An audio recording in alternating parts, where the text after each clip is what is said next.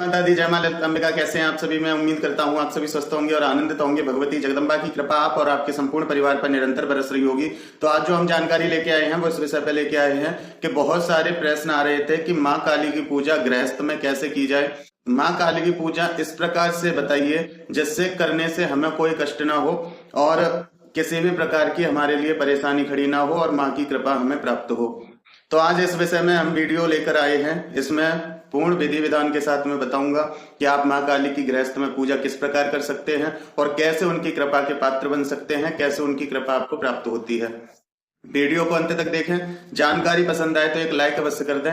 Comment में जय माता दी लिखें। चैनल पर आप पहली बार आए हैं तो चैनल को सब्सक्राइब कर लें और भी लोगों को वीडियो को शेयर करें जो माँ काली की भक्ति करना चाहते हैं। यदि आपके द्वारा उन तक ये वीडियो पहुंचती है तो वो भी भक्ति करेंगे, उसके भी आप पुण्य के भागीदार बनेंगे। तो इसलिए वीडियो को ज्यादा से ज्यादा शेयर करें। तो आइए वीडियो शुरू करते हैं। देखिए, सबसे पहले बात यहाँ ये आती है कि हम माँ काली के किस स्वरूप को अपने घर में स्थापित करें। तो देखिए, जो माँ काली का चतुर्भुजा स्वरूप है जिसमें माँ ने खड्ग धारण किया है, एक हाथ में उनके मधु का प्याला है, एक हाथ में उनके मुंड है और एक हाथ से वो आशीर्वाद दे रही हैं। आप इस विग्रह को भी रख सकते हैं या फिर एक हाथ से माँ वर मुद्रा धारण किए हैं, एक हाथ से अभय मुद्रा धारण किए हैं, एक में खड्ग है और एक में असुर का मुंड है। इस स्वरूप को भी आप घर में रख सकते हैं।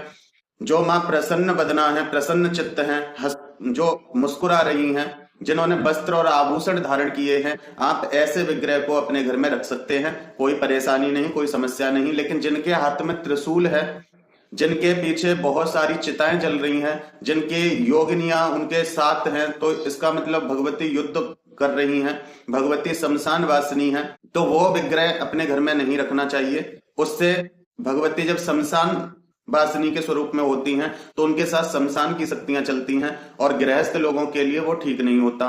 तो गृहस्थ लोगों के लिए माँ दक्षिण काली सर्वश्रेष्ठ है। माँ दक्षिण काली की आप भक्ति कर सकते हैं। जो दक्षिणा काली होती हैं, जो कलकत्ते वाली काली हैं, उनकी आप भक्ति कर सकते हैं। किसी प्रकार की दिक्कत नहीं आती। जो स्क्रीन पे आपको फोटो दिखाई दे रही है, इस प्रकार का विग्रह आप रख सकते हैं। अब बात करते हैं कि पूजा कैसे करनी है। तो पूजा में आपको कुछ नहीं करना। सुबह शाम नॉर्मल जोत बत्ती करनी है, दीपक जलाना है, धूप बत्ती जलानी है, माँ को स्नान कराना है, लाल कुमकुम का उनको टीका करना है। पुष्प हो आपके पास, पुष्प चढ़ा दीजिए। कुछ मिष्ठान हो तो मिष्ठान का भोग लगा दीजिए। मिष्ठान नहीं है तो पंचमेवाओं का भोग लगा दीजिए। पंचमेवा नहीं है तो मिश्री का भोग लगा दीजिए। मिश्री भी नहीं है तो आप बतासों का भोग लगा दीजिए। माँ सब कुछ स्वीकार करती है। ऐसी कोई विडंबना नहीं है कि माँ को कोई विशेष वस्तु प्रदान की जाए।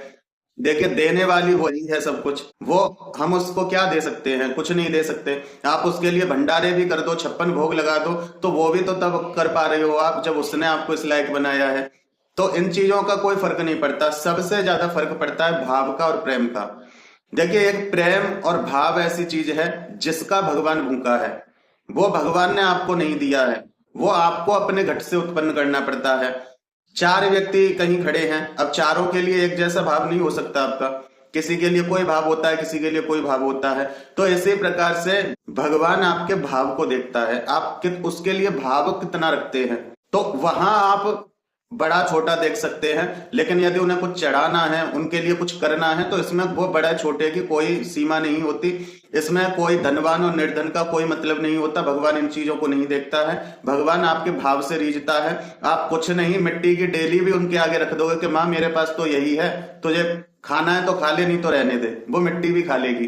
कण कण में वो समाई है, मिट्टी भी उसी के अंग का हिस्सा है। तो ऐसा कुछ भी नहीं है। तो इन चीजों को पहली बात अपने माइंड से निकाल देना कि माँ के लिए हम ये नहीं कर पा रहे हैं, फलाना व्यक्ति तो ये चढ़ाता है और हम कुछ नहीं चढ़ा पाते हैं। कुछ नहीं। सबसे ज्यादा कोई भी शक्ति हो, कोई भी स्वरूप हो, आप उसको अपना मान लीजिए। बस इतना वो आपसे चाहते हैं और कुछ नहीं चाहते। आपके ना तो चढ़ाने के भूखे हैं, ना आपका कुछ लेते हैं वो।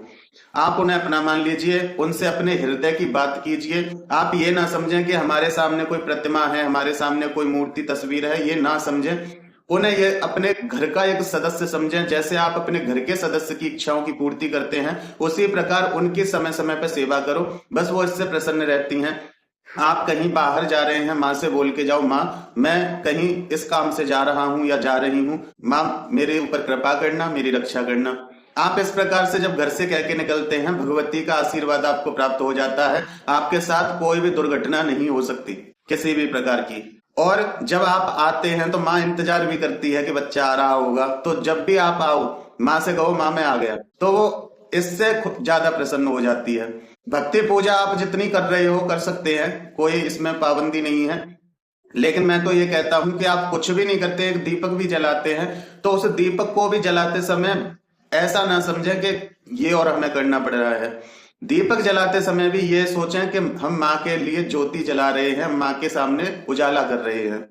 तो मतलब वो आपके भाव हो सकते हैं, देखिए हर किसी के भाव अलग अलग होते हैं, तो इन भावों के साथ जब आप उनकी भक्ति करते हैं तो भगवती ग्रहण करती है। हर स्वरूप भगवान का भक्ति को ग्रहण करता है जब भक्ति एक भाव के साथ भगवान को भजता है। तो आप एक दीपक जलाइए, पुष्प चढ़ाइए, टीका चंदन लगाइए, कुमकुम लगाइए, और उनके लिए एक चालीसा आप पढ़ सकते हैं, काली चालीसा आप पढ़ सकते हैं, और काली चालीसा पढ़ने के बाद आप उनकी आरती कर दीजिए, और जो भी आपने उनके लिए पूजा की है वो माँ को समर्पित कर दीजिए और क्षमा प्रार्थना कर लीजिए। बस इतनी सी पूजा, 5 मिनट की पूजा, इससे भी भगवती प्रसन्न होती हैं। लेकिन बहुत से लोग कहते हैं कि हमें परेशानी हो जाती है माँ की जब भक्ति करते हैं, काली माँ की जब भक्ति करते हैं तो हमारे साथ समस्याएं शुरू हो जाती हैं। तो देखिए समस्या ऐसे शुरू नहीं होती हैं। पहली बात तो आप ये अपने माइंड से बिल्कुल निकाल दीजिए, क्योंकि एक वीडियो मैंने बनाई थी जिसमें बताया था मैंने कि देवी की पूजा करने वाले दुखी क्यों रहते हैं, तो उसमें भी मैंने समझाने का बहुत प्रयास किया, लेकिन बहुत से लोगों की वहां भी समझ में नहीं आया। लेकिन मैं फिर से बता देता हूं, जिस भी स्वरूप की आप भक्ति करते हैं वो स्वरूप आपको अपने जैसा बनाता है, और अपने जैसा जब वो बनाता है तो आपके काम, क्रोध, मद, लोभ, मत्सर, कई विकारों का वो नाश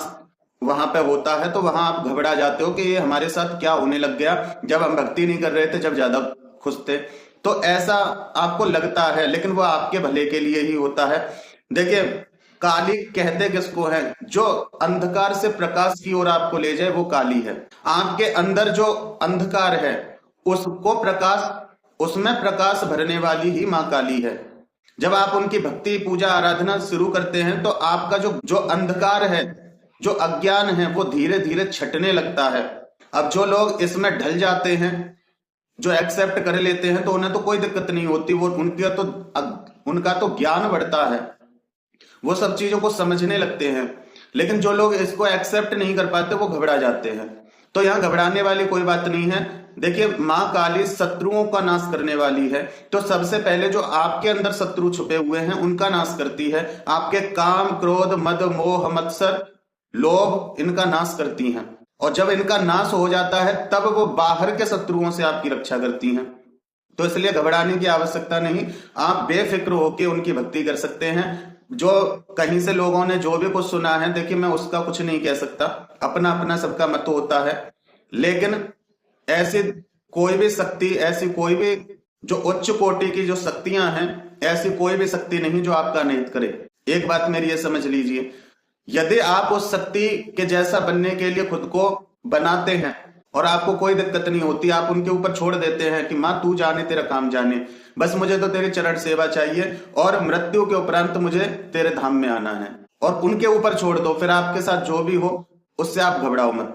लेकिन कुछ लोग ऐसे होते हैं कि हम तो जैसे हैं वैसे ही रहेंगे, लेकिन हमें मिल सब कुछ जाए, तो वहां उन लोगों को फिर दिक्कत होती है। फिर वो लोग कहते हैं कि हमने ये किया, हमें इससे ये दुख हुआ, हमने फलाना पाठ किया, हमें उससे वो परेशानी हो गई। तो ये वहां पे होता है। भगवान कभी आपका बुरा नहीं करता है, पहली बात। दूसरी बात, उससे ज्यादा सगा आपका कोई है भी नहीं, ये बात ध्यान रखना। कर्म आपके होते हैं, आपके कर्म आपको दंड देते हैं, लेकिन फिर भी आप उनकी शरण में जाते हैं तो आपके उन कर्मों को भी वो छोटा कर देते हैं। जहां आपकी मौत लिखी है वहां भी वो छोटी सी चोट में बदल देते हैं। तो उनसे ज्यादा सगा आपका कोई हो नहीं सकता, वो आपका बुरा कभी नहीं करते हैं। एक बात ये समझ लीजिए, आपके कर्म आपका बुरा करते हैं। दूसरी बात, यदि आप उस शक्ति की तरफ बढ़ रहे हैं तो उसके पद चिन्हों पे भी आपको चलना पड़ता है। अब आप चाहो मेरे जैसा बनना और आप गलत कामों को करो तो मैं आपको कैसे मिल जाऊंगा? अगर मैं खुद भी चाहूंगा कि तुम मुझसे मिलो आके, तो मैं तुम्हें सुधारने की कोशिश करूंगा, चाहे फिर मुझे मारना पड़े, तुम्हें डांटना पड़े, कुछ भी करना पड़े। और फिर सामने वाला इंसान कहे कि नहीं भाई ये तो बेकार की बात है, हम तो जैसे हैं वैसे ही ठीक हैं, तो वहां मूर्ख कौन है? सामने वाला, मेरी तो गलती नहीं। तो उसी प्रकार जब आप किसी भी भगवान के स्वरूप की तरफ बढ़ रहे हैं तो वो आपको सही मार्ग दिखाते हैं। अब आप उस पर नहीं चल सकते, एक्सेप्ट नहीं कर सकते, तो आप कुछ पाने की अभिलाषा भी नहीं कर सकते हैं। तो इसलिए माँ काली की जो पूजा से मिथ लोगों के दिमाग में है कि माँ ऐसा कर देगी, माँ वैसा कर देगी, बिना दीक्षा के माँ काली की पूजा नहीं कर सकते, या फिर और भी बहुत सारे बहुत ज्यादा मतलब लोगों को भ्रमित कर दिया जाता है भक्ति मार्ग में। तो ऐसा कुछ नहीं है, आप हर शक्ति की उपासना भक्ति पूजा कर सकते हैं। यदि उनके रहस्यों को समझना है तो उनके कोई साधक हैं, उस शक्ति के कोई साधक हैं, उनसे आप दीक्षित हो जाइए। यदि शक्ति से इतना प्रेम है तो वो आपको उनके रहस्य भी समझा देते हैं। लेकिन भक्ति की बात जब आती है तो भक्ति हर कोई कर सकता है, हर देवी देवता की कर सकता है, और भगवान आपका कभी बुरा नहीं करेंगे। लेकिन भक्ति से ऊपर यदि आप उनसे कुछ चाहते हैं तो वहां आपको गुरु की आवश्यकता होती है, जो आपको वो मार्ग बताए। और यदि आप केवल भक्ति चाहते हैं, केवल उनसे प्रेम करते हैं, तो उसमें किसी भी प्रकार की कोई परेशानी नहीं है, आप कर सकते हैं। तो इसलिए माँ काली की भक्ति जो भी करना चाहते हैं शुद्ध भाव से, मन से, वो कर सकते हैं। तो आज की वीडियो में ये जानकारी थी कि गृहस्थ लोग कैसे माँ काली की कृपा के पात्र बन सकते हैं। तो आप इस प्रकार से भी उनकी भक्ति करोगे, उनकी कृपा के पात्र रहोगे, आप सभी परेशानियों से दूर रहोगे। तो मैं उम्मीद करता हूं कि मेरे द्वारा दी हुई जानकारी आपको समझ में आई होगी और पसंद आई होगी। जानकारी पसंद आई है तो वीडियो को एक लाइक अवश्य कर दें, कमेंट में जय माता दी लिखें। चैनल पर आप पहली बार आए हैं तो चैनल को सब्सक्राइब कर लें। फिर मिलते हैं एक अगली वीडियो में एक नई जानकारी के साथ। तब तक अपना और अपने परिवार का ध्यान रखें, भगवान की भक्ति करें, निरंतर भक्ति करें और भक्ति पथ पर आगे बढ़ते रहें। जय माता दी, जय मां ललितांबिका।